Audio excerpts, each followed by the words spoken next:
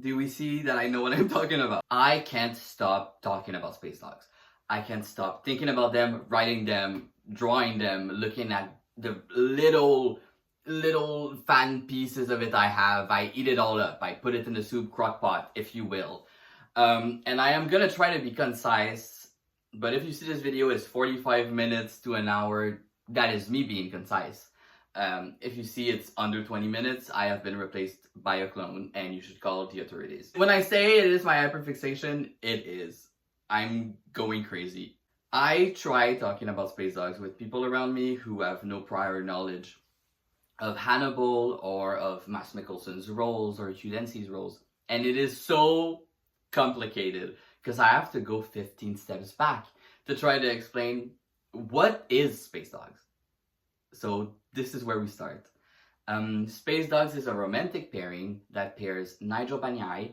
Okay, here I just want to talk about Nigel's last name in depth because there are many things to say about it. Banyai is not his actual name. It's not the name that was attributed to him in the movie. He was not given one in the final script and in the movie, Charlie Countryman. He just doesn't have a last name. He's only cited as Nigel. And Banyai actually comes from one of the original scripts, one that differs a lot from the movie, where one of the characters' father was named Isvan Banyai. He's the dad of Gabi Ibanescu, which we're going to delve into later into the video. But his original name was Isvan Banyai. But when the movie came out, his name was Victor Ibanescu, and his daughter's name was Gabi Ibanescu as well, to have her father's last name. But when you look up Charlie Countryman cast, Gabi still shows up as Gabi Banyai, but her dad shows up as Ibanescu, which prompts me to connect the dots. I've connected the dots. I've connected them. Banyai became her name when she married Nigel, because she was married to Nigel. We're going to delve into this later. I know I'm saying a bunch of information. I want to thank author Sarah Weather for helping me with that information. I was racking my brain trying to find where Banyai came from and who was the first person to use it, and he found it in the original script. So thank you so much. You're really helping me out with this. And unfortunately, we did not find the first instance of use of Banyai in fanfiction. But if you do have that information, I would be thrilled to know. I just want to delve into the pronunciation of the last name really quickly. Banyai is an Hungarian last name, and I've been told by an Hungarian person that if you were to use Hungarian pronunciation, it would be Banyoi. The last two vowels would not be connected as one. It would be Banyoi. But if you're pronouncing it with the Romanian pronunciation, I have asked a Romanian person, and they said it would be Banyai. So if you hear me say Banyai instead of Banyoi, I'm pronouncing the way that it is pronounced in Romanian. But I hope I'm not butchering it either way. So it is a pairing of Nigel Banyai and Adam Reiki. Nigel is played by Mads Mikkelsen in the movie Charlie Countryman, also called The Necessary Death of Charlie Countryman and Kill Charlie Countryman. There are multiple names to that movie, and it came out in 2013. The other person in that pairing is Adam Reiki from the movie Adam, which came out in 2009, and he is played by Hugh Dancy. So now you're thinking, okay, there are two different movies. Why are we shipping people from two different movies? There is a reason. So for that, we have to go back to 2004. Okay, let's time travel with me. Let's put the teacup back together. Let's figure out the time travel equation like Hannibal did when he was crying in Digestivo. We're back in time. Okay, let's go together. 2004, the movie King Arthur. Hugh Dancy and Mads Mikkelsen both star in the movie King Arthur, and this is where they met. Hugh Dancy plays Galahad, and Mads Mikkelsen plays Tristan. They are both Knights of the Round Table. They interact together in the movie. They're not like characters that are apart. Like, they are both of the Round Table of King Arthur. And they do exchange a line that is so Hannibal coded. He explains how he doesn't find any pleasure in killing. And Tristan, Mads Mikkelsen's character, says, you should try it, you might like it someday. And that is so Hannibal influencing Will. And then let's fast forward in time. Let's go back again in the future to 2013, where they both star in the series Hannibal, NBC's, from 2013 to 2015. So they have great chemistry. Hugh Dancy doesn't remember recommending Mads Mikkelsen for the role, but he remembers that when he learned that Mads Mikkelsen was going to play Hannibal, he was like, "Oh, that is a great choice." So like they're friends, they have chemistry. So because they've been starring together in Keen Archer, and then they start together in Hannibal, it prompted people to think, which other of their characters could we pair together? And there had been like multiple pairings that people were trying out. I'm gonna put some on the screen right now. People wanted to pair Nigel Banyai with Adam Towers, Hugh Dancy's character from Basic Instinct 2. But because Hugh Dancy has a more popular character named Adam from a movie literally titled Adam, it was quickly assumed that people meant Adam Reiki from the movie Adam. So people started pairing Nigel with Adam Reiki. I know a lot of people who think the pairing makes no sense, or that Nigel would not like Adam, or Adam would not like Nigel, and things of the like. And I'm here to disagree. As you can tell, I am here to disagree. Why is it called Spacedogs? It is simply because Nigel has this shirt. He wears this shirt in the movie, not this specific one, or else I would have gone crazy and died. But like, it is the same design, but it is not the one Mads Mikkelsen wore, or else it would be framed. Sausage dogs.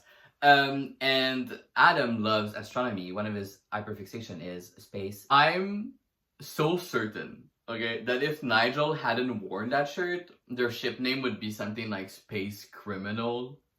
And it's like, okay, which criminal?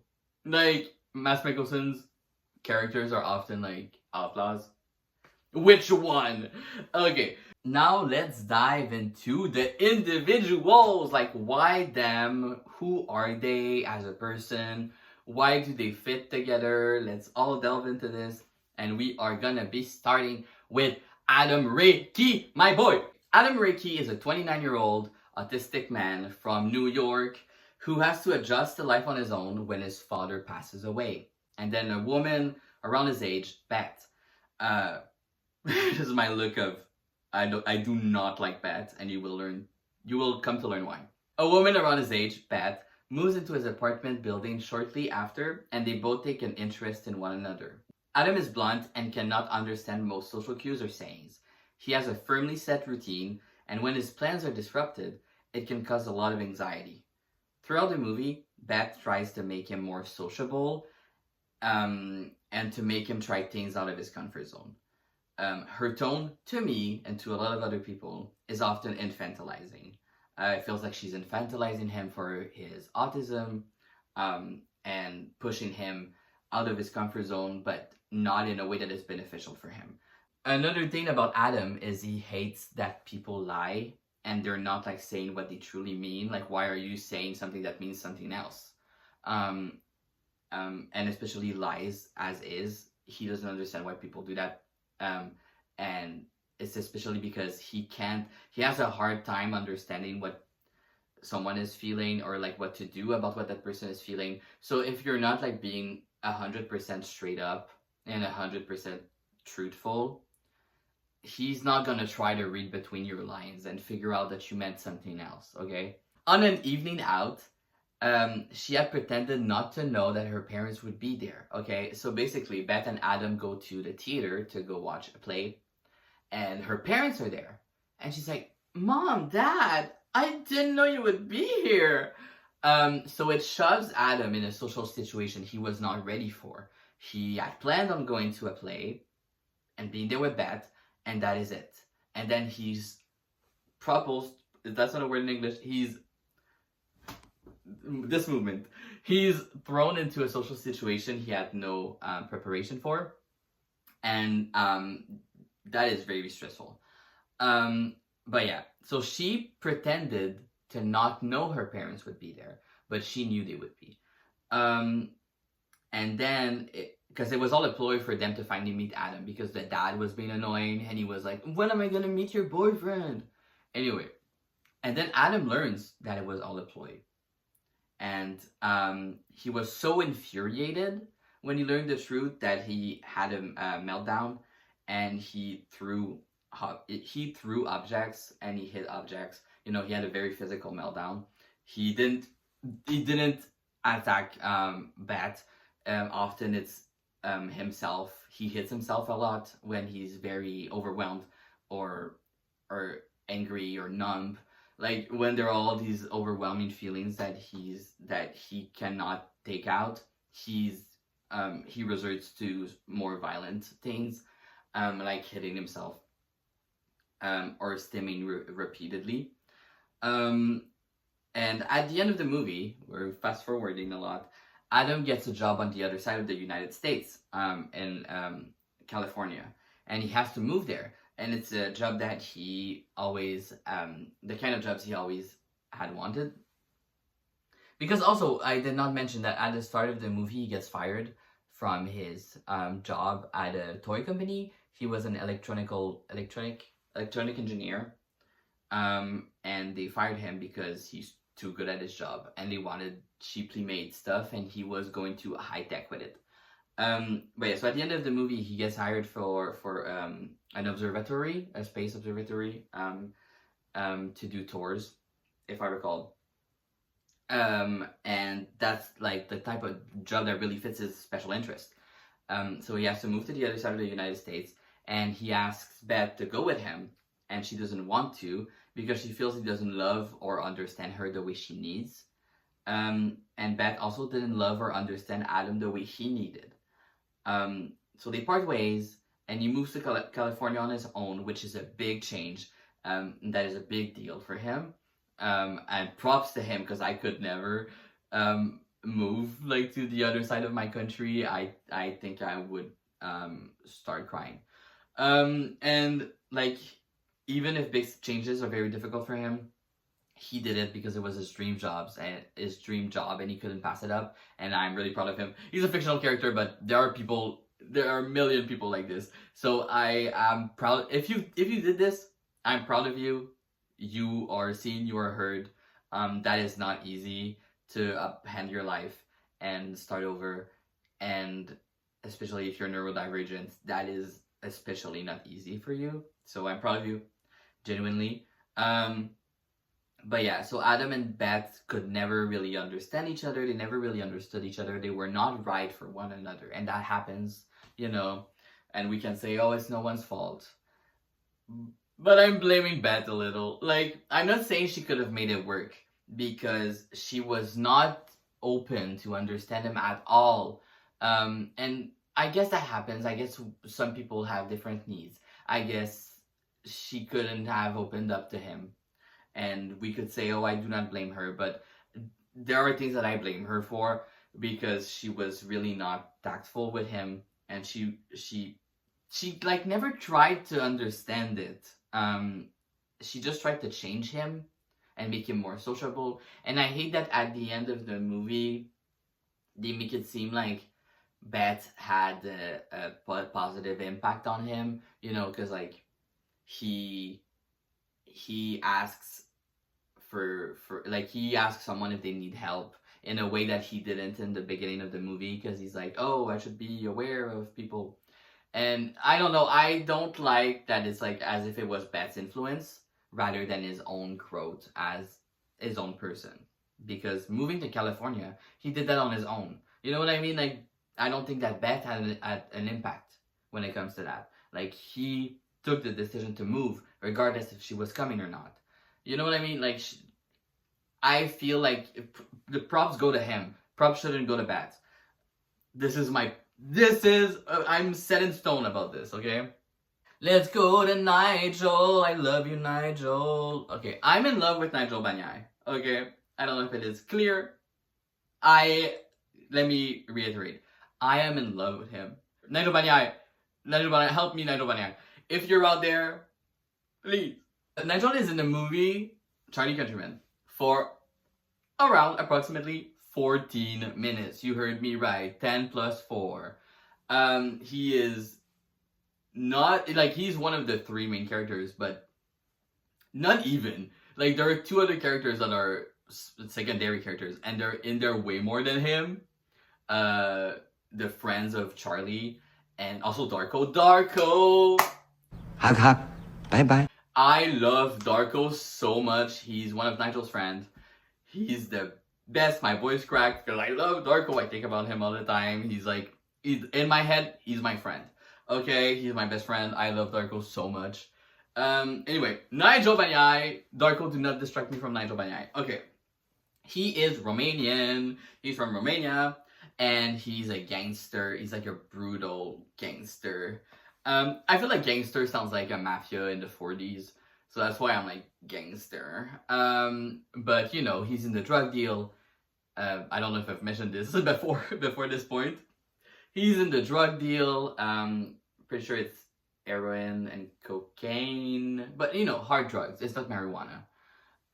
Maybe marijuana on the side too. Who knows? I'm not in his business.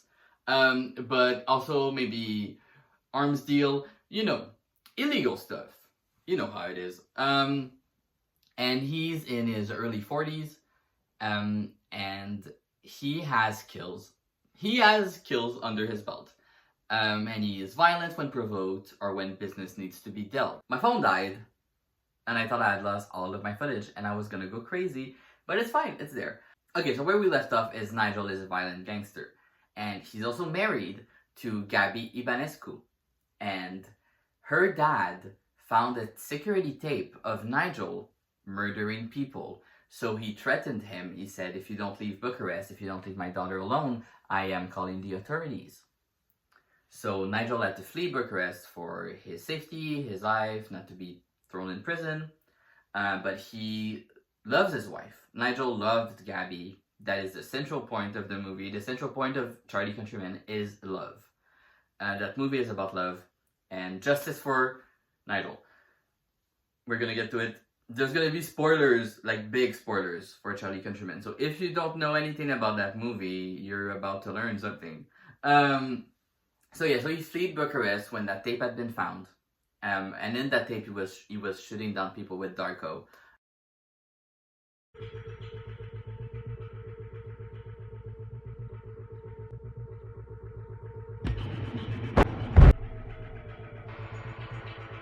So Nigel has fled Bucharest, and when he comes back, he sees that his wife Gabby has moved on and doesn't want to stay with him now that she knows who he is.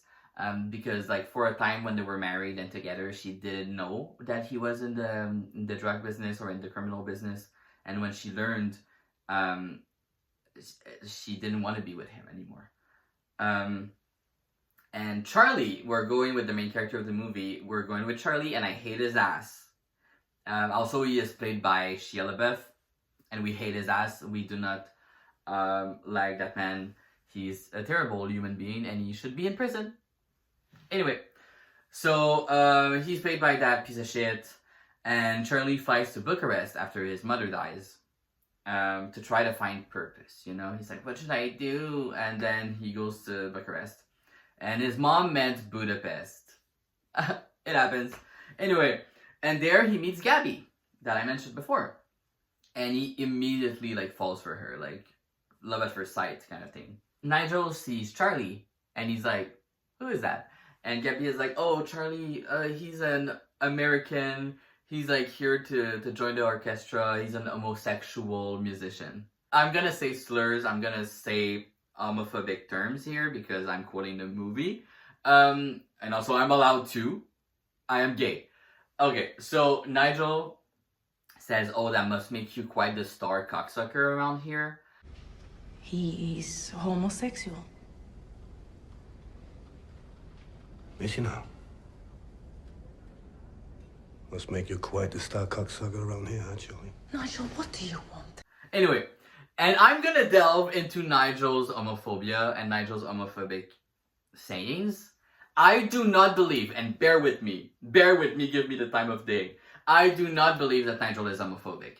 I think that this came from a place of this guy that I know is not gay is trying to get with my wife. You know what I mean? Like, it's not, oh, you're gay. Like, if Charlie was legitimately a gay musician from America coming to join the orchestra, if that was legit, if that was true, Nigel would then be like, oh, you're gay, you're a faggot, I hate you. You know, like, he would not. It is simply because he's not stupid. Nigel is not an idiot. He sees that it's clearly some guy that's trying to get with his wife. Like, he's not dumb.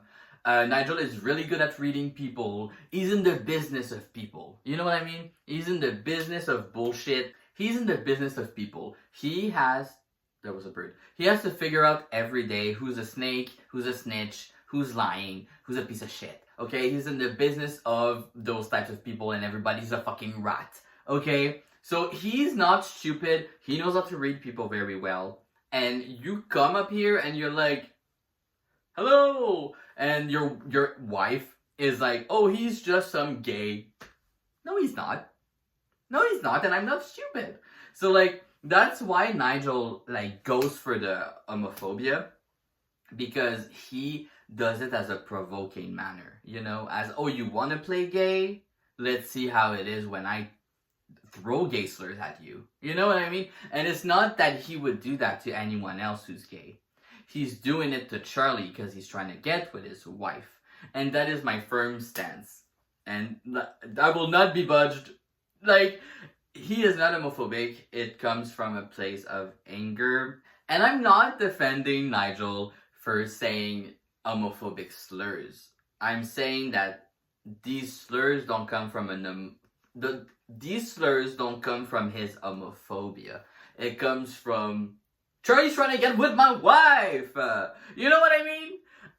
And agree to disagree. You can, if you want, not agree with me or not understand my stance. But that is my stance. That is my stance. That is my belief. Also, he's killing people. Like, I can't believe I'm like defending this like homophobic slurs. And all the while he's killing people, but we're not like defending that. Like, we're just like, anyway, he kills people about the F slur.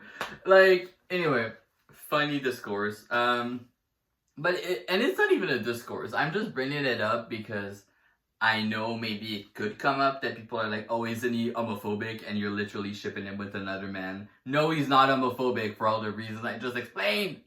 Charlie was trying to get with his wife. So Nigel is not dumb, like I just said. And he sees that Gabby is trying to replace him. He sees that Gabby is over him, and he does not accept that. He does not stand for that, because that's the love of his life. Nigel is in love with Gabby. He's extremely, like, obsessive and possessive. But, like, he loved her. Nigel was my husband. I beg your pardon, Gabby. Did you say was? Honestly, fucking was. Gabby. No, Charlie, not fucking was, fucking is. Fucking meaning I could only fucking am till death do us fucking part. Till death do us fucking part. Okay? This is what Nigel is. And I want you to remember that. This is going to be important for the next part. Nigel loves you. When he loves you, it's forever. Okay? It's till death do you fucking part. Do both of you fucking part. Okay? And even after that, I'm quoting my own fic. Anyway, even after that. Charlie, the fucking love, Charlie. The fucking love. Yeah. Turns me somewhat insane if I'm being honest with you. Can I be that? As you know, love is very important to Nigel. And when he loves you so much that it takes a hold of him. And it's obsessiveness and it's possessiveness, and it's still that do you fucking part. And spoiler alert, in the end of the movie, Gabby chooses Charlie over Nigel. And Nigel decides that living without love isn't worth it. Is it true what they say, Charlie? Better to have loved and lost and all that? And there's even a quote that Charlie says in that movie. He says, if I die for love. Seems like a pretty cool way to go. And in the end, it's Nigel who dies for love. And it was terrible. He pulls out 2 fingers out of his pockets to mimic a gun. and he points it at a police officer. The police officer shoots straight in the head, and when he falls to the pavement, the blood surrounding the wound forms a heart. He was filled with love until the very end, and that hurts so bad. Like, I hope you now understand Nigel's character and how love shapes him completely, how love takes a hold of him, how when he loves you, he's gonna do anything he can for you, and everything. Like, anything, everything, anything you want. Like, he's there for you, he's gonna give you the fucking moon you ask, he's gonna lasso it out of the sky for you. Like, love is so important and is so intrinsic to who he is at his core. Like, he's not not just a heartless gangster mafia boy. Like, his violence is either about honor or about business. When he kills people, it's never for fun. I don't think he does this because he's having a laugh. That is the business that I believe, and this is fan theory because he's in the movie 14 minutes. We don't know much about his childhood. We don't know much about how he grew up and how and you experiencing a bad childhood doesn't allow you to go out and kill people, obviously. Like, same thing with Hannibal. Terrible childhood, terrible, doesn't justify the fact that he's eating people. Don't quote this out of context, but I get where Hannibal comes from and why he became what he became. I'm not saying that I excuse his behavior. I'm just saying it's understandable from what you see in his childhood. And I think that Nigel probably had a very difficult childhood of poverty. He grew up in communist Romania, and there was a lot of poverty, and they executed the dictator on live television. Like, a lot of things that can like traumatize a childhood and can traumatize a whole generation. Anyway, I'm not gonna go into that. I'm like, historically speaking, he's full of love and he's amazing and I love him. Hello, gorgeous. Good morning. It's nice the way you say my name. Not very fast or slow, just soft and low, the same as when you tell me how you feel. I feel the same way too. I'm very much in love with you. As previously mentioned, Nigel dies at the end of the movie. There are a lot of AUs that exist out there, so he either survived or those events never happened. And as previously mentioned, Nigel loves obsessively. If he loves you, he will do anything and everything for you, and he's a constant in your life. And I'm reading off screen because I need to remind me of the points. And Adam, we're back to my boy Adam. Okay, Adam needs continuity. He needs routine, he needs a constance. Like, every day he does the same thing, he eats the same meal, he has his things, you know, and I really understand that point of it, like having your things and your routine, and when your plans are being disrupted, it's like, stop! Like, my plans, my routine, my life. You know what I mean? So, like, he needs someone who's a constant in his life. And who else than Nigel to be always there for you? Like, he's always gonna be there for you. His love is not gonna go like this. Like, his love is a fucking constant and it's up there. You know what I mean? Like, always, forever, he's there for you. So now Adam needs someone who loves him unconditionally and for everything that makes him him. You know, someone who puts him first. And Nigel knows what it's like to not be loved unconditionally. Yes, his thing is intense, you know, it was like not being loved because you're a criminal. And most people would flee. Most people would not stay with a man who's in a cartel and who has assassinated people. Like, Nigel has killed people.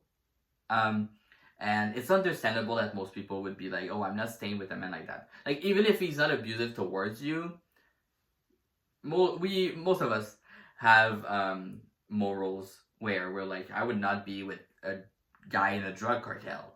You know what I mean? But still, like, he knows what it's like to not be loved unconditionally. Gabby loved him, and when she learned that, she no longer wanted to be with him. but he's still the same person. Do you know what I mean? Like, he never treated her badly. He gave her the world. He really loved her a lot. He died from suicide by cop because he could not bear a life without Gabby. Like, that is someone who loves you really a lot. Like, it wasn't like a manipulating threat in the air. Like, if you leave, I'm gonna kill myself. Like, he never, like, threatened her that he was gonna do that. He was like, okay, this is your choice. This is my choice. And he didn't say he was gonna do it. He just did it.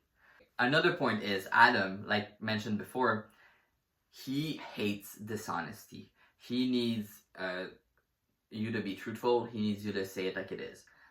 He's also very blunt. And Nigel comes from a world of traitors, bullshitters, rats, snakes, snitches. And having Adam in his life is like a breath of fresh air, because finally someone who fucking says it like it is, you know? Like, Adam is not playing mind games and saying something and meaning something else. He's gonna say what he really means, and you don't have to, like, decipher what he's saying. He's just being truthful. And that is so relieving for Nigel to have someone like that. Like, no deciphering to do. That's just straight up what it is. That you said that, it is what it is. If Adam tells you something, he means it. And after Gabby, Nigel would find himself distrusting. So having Adam say the full truth all the time, always, would be like incredibly relieving for him. Another point is Nigel would never infantilize Adam. Like, he trusts Adam to make decisions for himself. You're a grown adult. You know, like, Nigel would be like, you're an adult, you're a grown adult. You make decisions for yourself. Like, it's not to say that he's not gonna help him when Adam needs it. Because like I just said, Nigel gives you everything. He gives you the world. But he's not gonna be like, oh, do you need help with this? You know, like, he's not gonna infantilize you.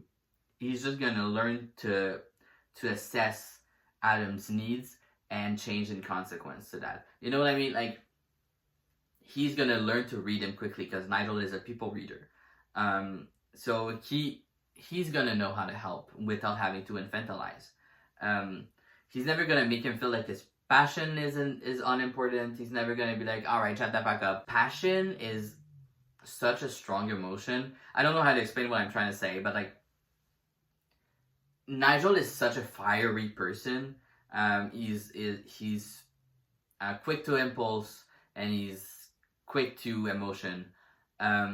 So like, passion is a strong emotion in his life, and Adam being super passionate about something and talking and being like blah blah blah blah blah blah blah would be incredibly entertaining for Nigel, to have someone who has the same level of energy and passion.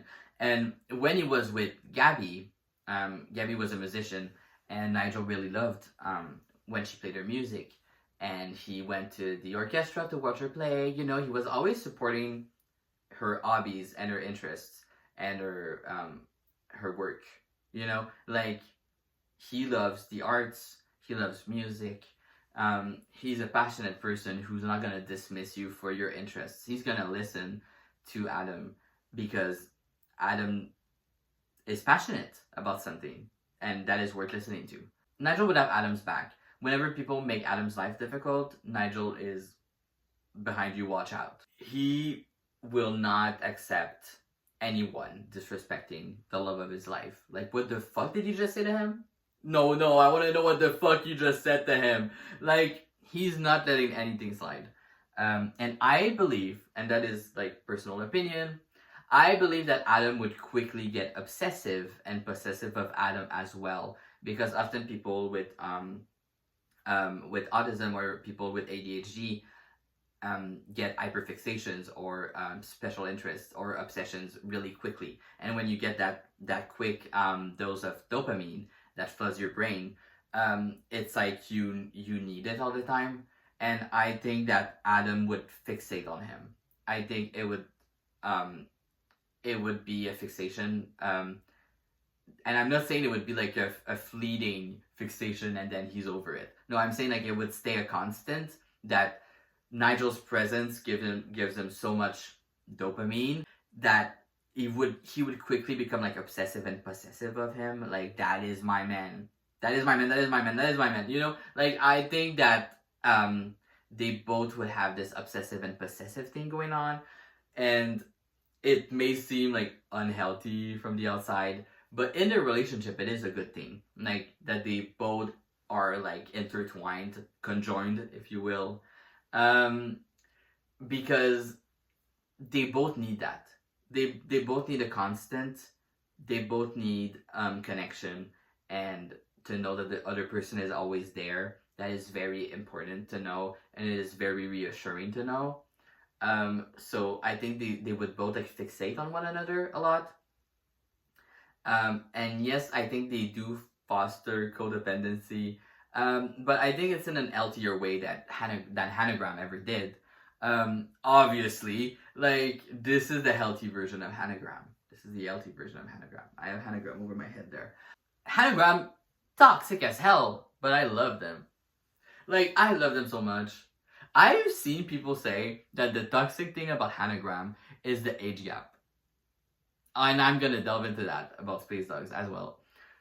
You're telling me the problematic thing about Hanagram is the age gap? Oh, if only I had known. Get real. Go touch some grass, okay? So to go back to Spacedogs fostering codependency, like, yes, they become so like each other's like life and universe and bubble that they would probably be a little bit sheltered from the world, because they would be like always together probably. Not to say that they don't have friends, and Darko is there probably. Hug, hug. Bye, bye. And Darko is one of Nigel's best friends in most of the fan fiction and the media that we create in the fan worlds and the fan art and the fan fiction. Nigel is best friends with Darko. So like Darko would be in their lives. Like, I'm not saying like they shut off everyone and they alienate each other from everyone else. They don't. Like, they have friends, they have people, they have family. Do they? I mean, Adam doesn't have parents anymore, like in the canon universe. And Nigel, I'm not so sure he's in contact with his parents, even if they're alive. So to say they have family, I'm not so sure. But there are alternate universes where they do have families and loving families as well. Here are some fan reactions that I found on the fanlore.org website. So here from K.S. Morgan, I think they are actually perfect for each other. They're both painfully straightforward, both don't fit the conventional norms and want to be accepted. Nigel needs to adore someone who would be loyal to him. Adam wants to be adored and have that one person who would take care of him. Nigel is possessive and obsessive as hell. Adam needs someone who will love him enough to listen to him for hours without getting annoyed with him. Someone who would make him a priority. Nigel is violently protective. Adam has vulnerabilities that would fit well with it because no one would dare to hurt or insult him. Nigel is ready to focus on his partner entirely. Adam needs to be focused on. Gaily Daily says, I think the appeal for Spacedogs stems from the fact that despite being polar opposites from their Hannibal counterparts, they are still the same at their core. Mask's character is still a killer, even if he's not a gentleman, and Hugh still avoids human interaction and finds solitude easier. Plus, it makes the most sense out of all the crack ships. Nigel is incredibly blunt. Whether it's killing someone or blatantly flirting, he simply doesn't do subtle.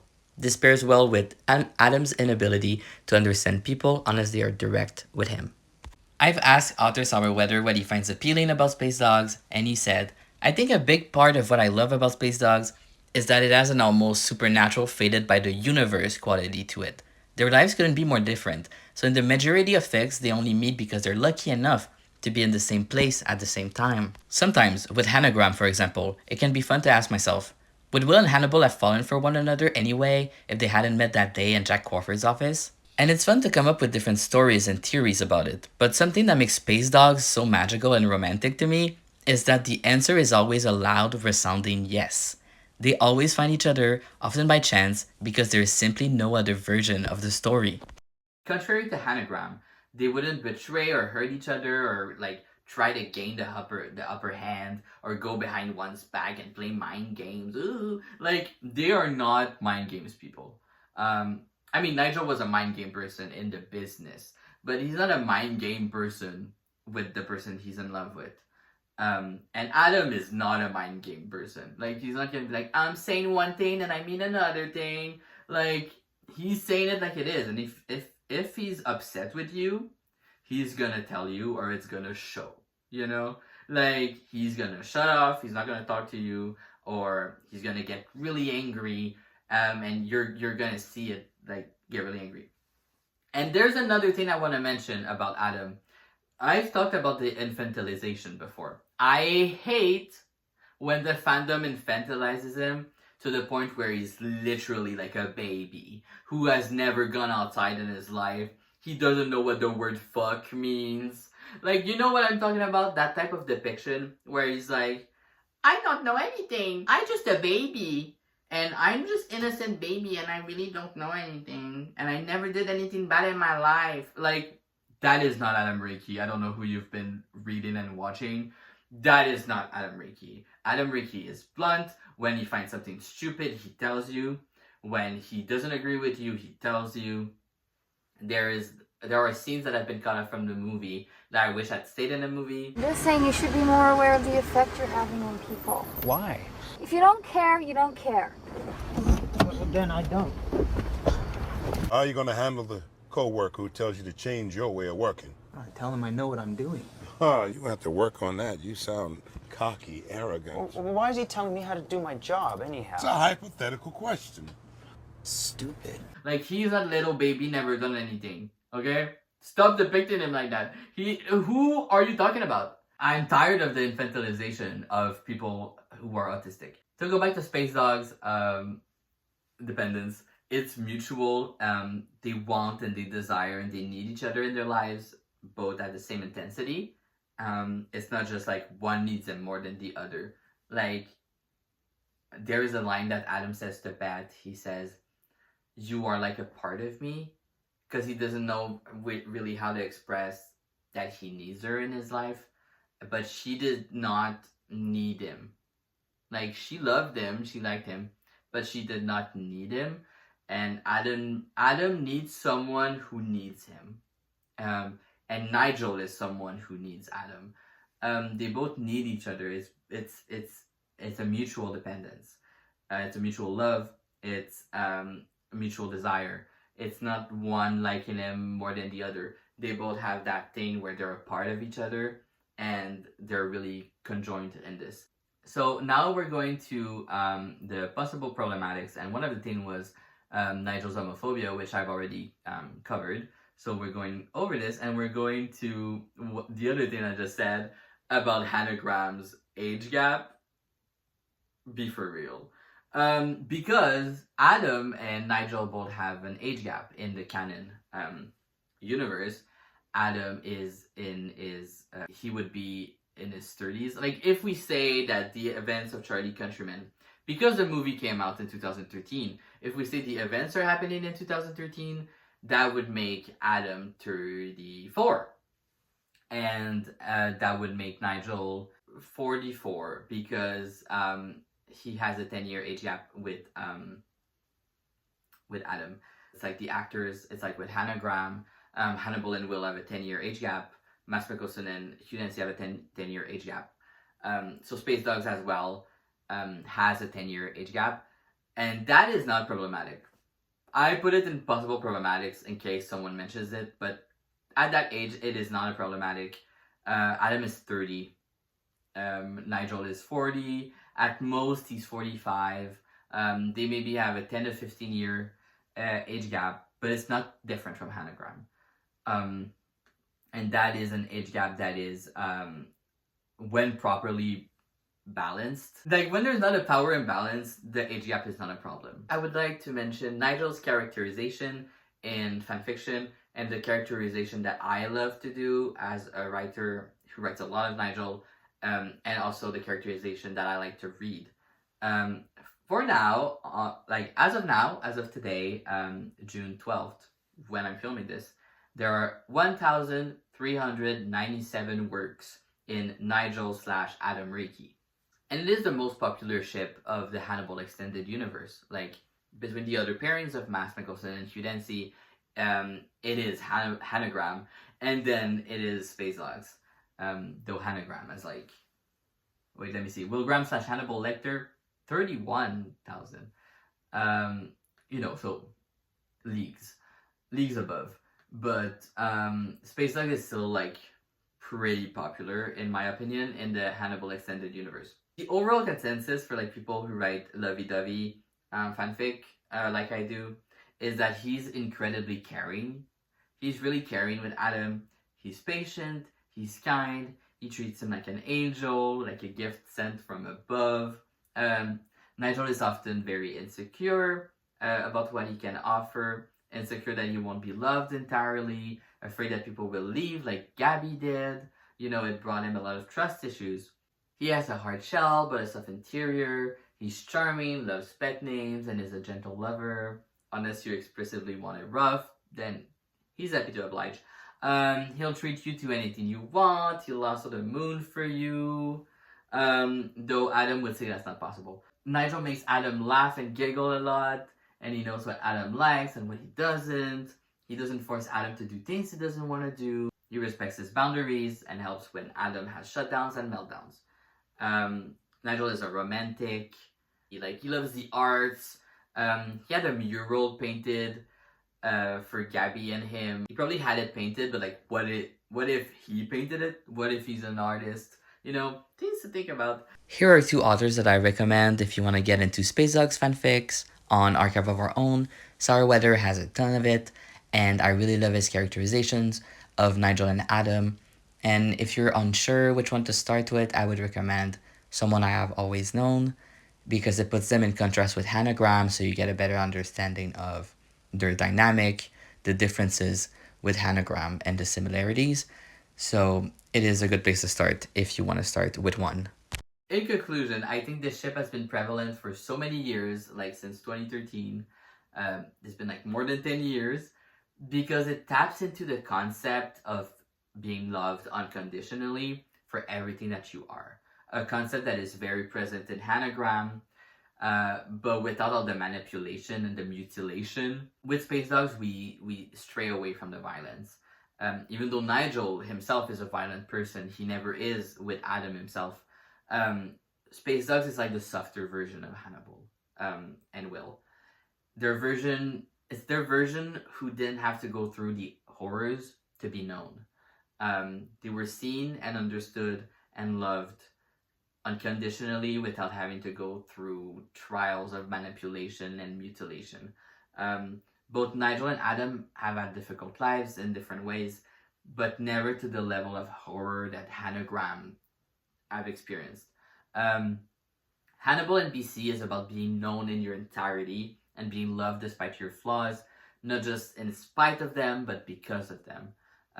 Hannibal has spent his whole life alone behind a veil in a person suit, waiting for someone to see him. And Will has always been different, not able to fit in with normalcy, with the rest of the sheep. He's a lone lamb. So Spacedogs is the same. Nigel is searching for authenticity and unequivocal love. Adam is looking for understanding and a level of love and communication that is as clear as the lenses of his telescope. Among the stars, through space and time, they both found each other, and they always will. If you've made it this far into the video, genuinely, thank you so much for watching, and I hope you learned something. I hope it was interesting. And you can find me on Archive of Our Own under the name Collapse of June. And I'm also on Patreon under the same name. And who would I be if I'm not plugging Dramaturge, which is my Spacedogs coming of age fanfic, which I love a lot, and it's my most popular one, and people seem to like it. So I'm plugging Dramaturge. And thank you again for watching. Have a wonderful day and stay safe.